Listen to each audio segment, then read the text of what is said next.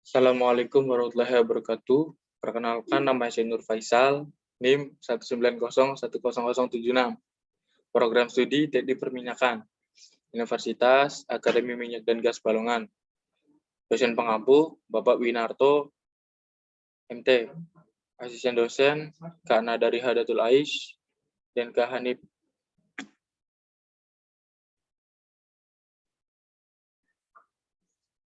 Bab 1 itu ada casing. Di sini ada definisi casing, fungsi casing, jenis sambungan casing, data, dan permasalahan.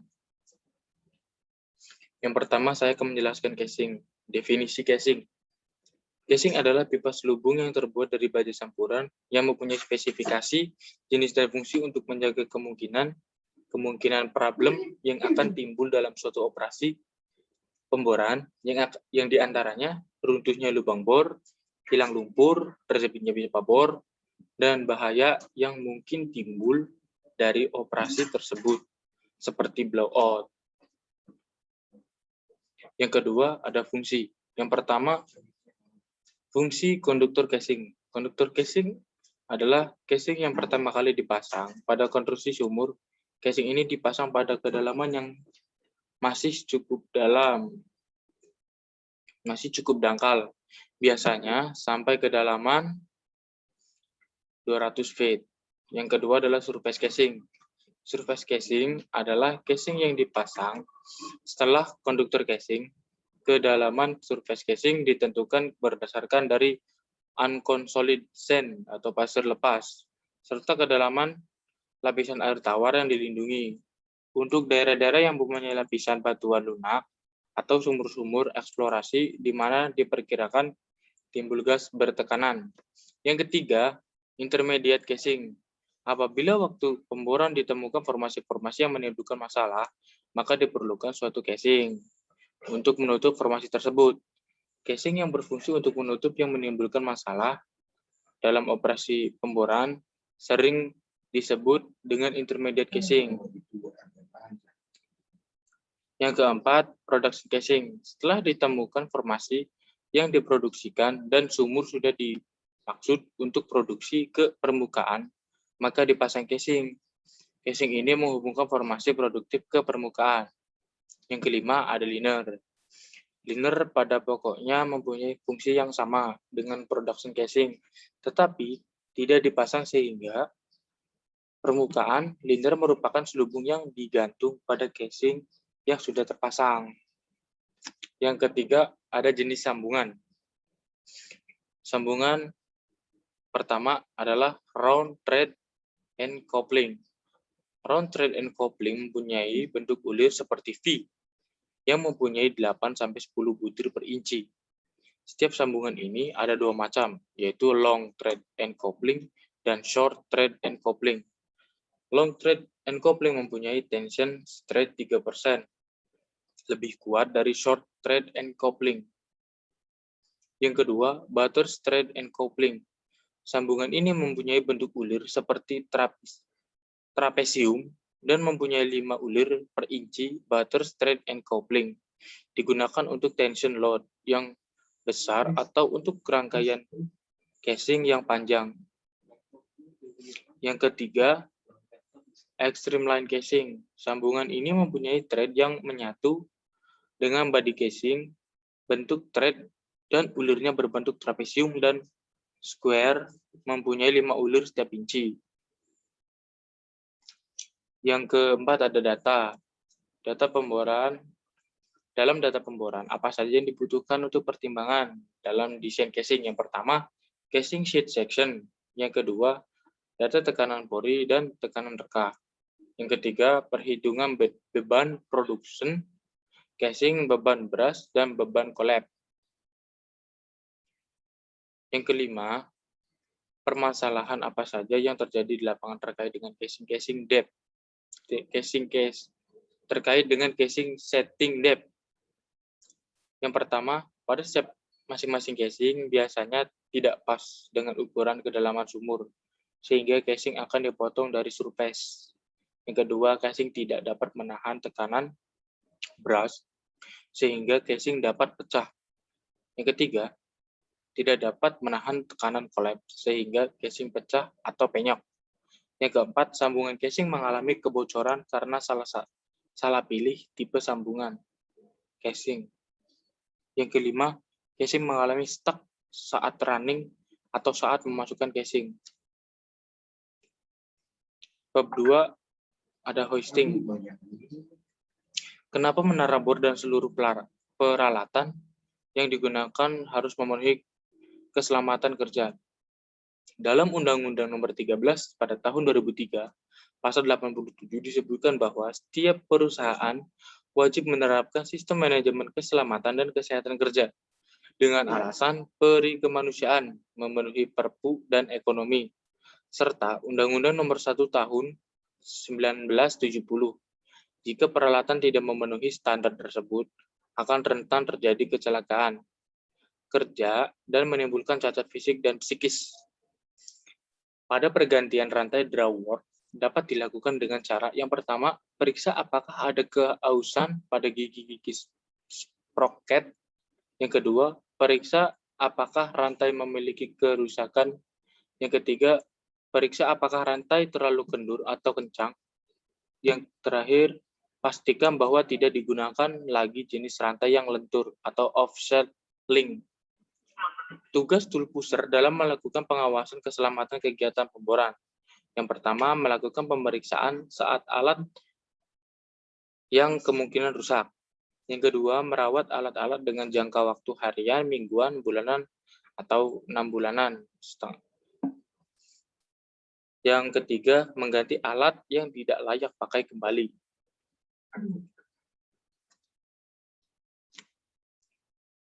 Sini saya menjelaskan unphased condition.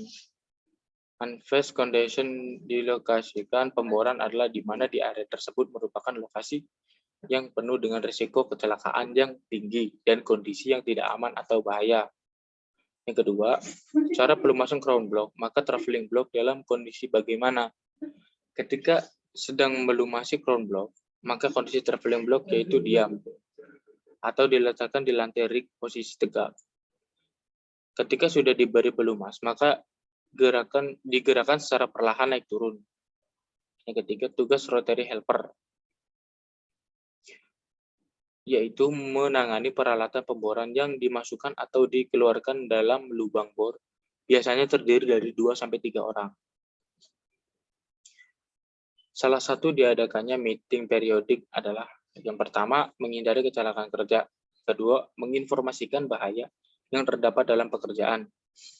Yang ketiga, menyampaikan regulasi terbaru. Yang keempat, menyampaikan prosedur kerja terbaru. Yang kelima, peringatan pemakaian APD yang sering disepelekan. Yang kelima, mesh menara. Fungsi utama adalah penyangga menaikkan dan menurunkan rangkaian pipa bor dan casing ke dalam lubang bor selama operasi pemboran berlangsung. Oleh karena itu, tinggi dan kekuatannya harus disesuaikan dengan keperluan pemboran.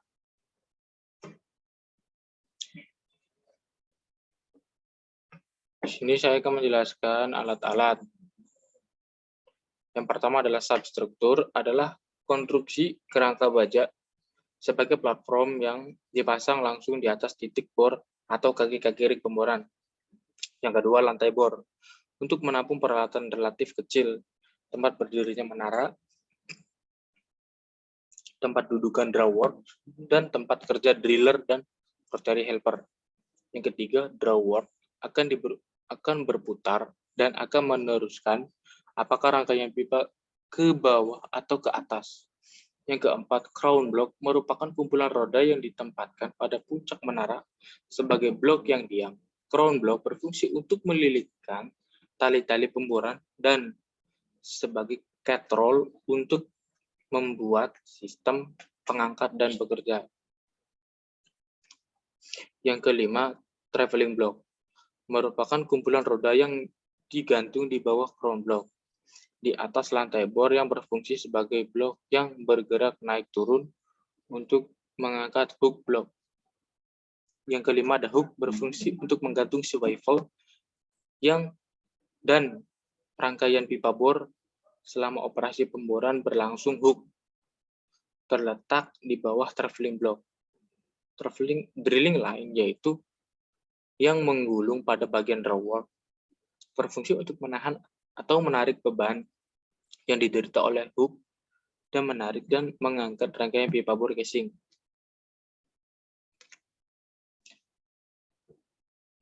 Di sini ada tune mile dan fungsinya. Salah satu drilling line ketika sudah menarik atau menurunkan rangkaian dengan berat maksimal yang sudah diderita oleh drilling line. Selama proses pengeboran, fungsinya nanti untuk penggantian atau pemotongan drilling line, menghindari drilling line putus. Yang kedua ada cut off program, adalah pemotongan drilling line yang sudah mencapai nilai maksimal tune mile-nya dan keausan agar tidak terjadi drilling line yang putus dan akan menimbulkan kecelakaan kerja. Yang ketiga, pengecekan secara rutin pada sistem angkat. Yang pertama, pengecekan pelumas dan crown block dan traveling block. Yang kedua, pengecekan rantai drawwork. Yang ketiga, pengecekan keausan drilling line. Yang keempat, pengecekan kerusakan drilling line. Di sini adalah perhitungan studi sistem angkat atau hoisting system. Program pemboran sumur Degleng 007 lapangan Musirawas.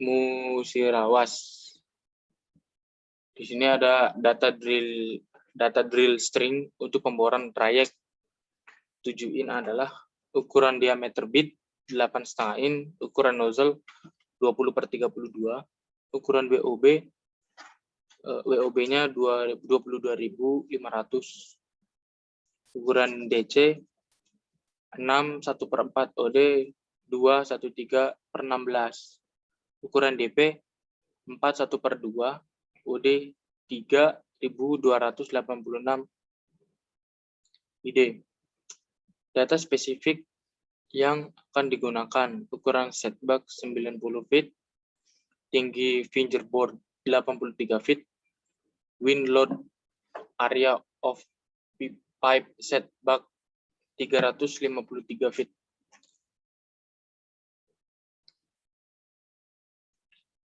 Sini ada perhitungan hook load saat menggunakan casing catatan.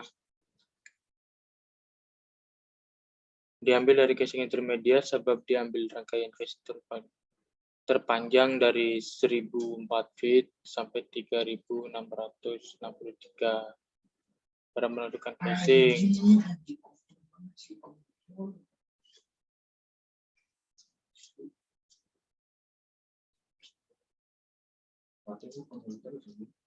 Ini adalah horsepower yang digunakan oleh drawwork adalah perhitungan yang sudah ditentukan. Sini saya akan menjelaskan definisi bit. Bit adalah alat pemboran yang bersentuhan langsung dengan formasi batuan yang akan ditembus. Yang kedua, cara kerja bit. Bit berputar dan memperoleh beban dari rangkaian drill string yang menyebabkan bit dapat menghancurkan batuan dibantu dengan adanya sirkulasi lumpur yang membantu menghancurkan batuan dan melunakkan batuan sehingga batuan lebih mudah dihancurkan dan ROP lebih cepat. Di sini ada cons, adalah roda bergerigi yang berputar pada mata bor. Yang kedua, bit lugs adalah bagian bit sebagai dudukan, poros, dan kones. Yang ketiga, ada fluid passageway, adalah nozzle yang melakukan penyemprotan atau sirkulasi lumpur. Yang terakhir ada shank, adalah thread pin yang dimasukkan ke box connection drill cooler. Yang pertama, sini adalah contoh gambar-gambar mata bor. Yang pertama, pahat bor, drilling bit, tipe drag bit. Drag bit yaitu bit yang tidak memiliki roda-roda yang dapat berputar biasanya digunakan untuk formasi yang lunak, yaitu batu lempung. Yang kedua adalah insert bit. Miltooth bit atau miltooth bit yaitu bit yang roda giginya dari baja dan berbentuk kerucut, panjang dan tajam, biasanya digunakan untuk formasi yang keras, yaitu batuan-batuan sedimen. Insert bit yaitu bit yang giginya menggunakan tungsten. Bit ini tahan terhadap keausan bit ini untuk formasi lunak dan keras, limestone atau shell.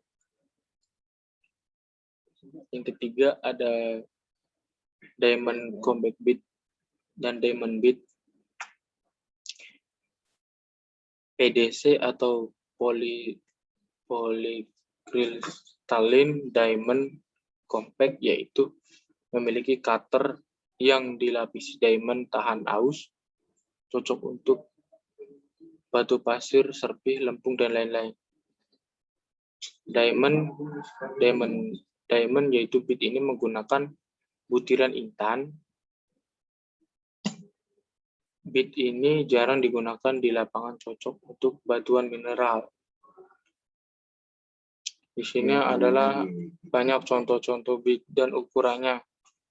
Sebagai spesifikasi, main types, dan ukuran-ukuran. Sini adalah perhitungan dari ROP atau footage.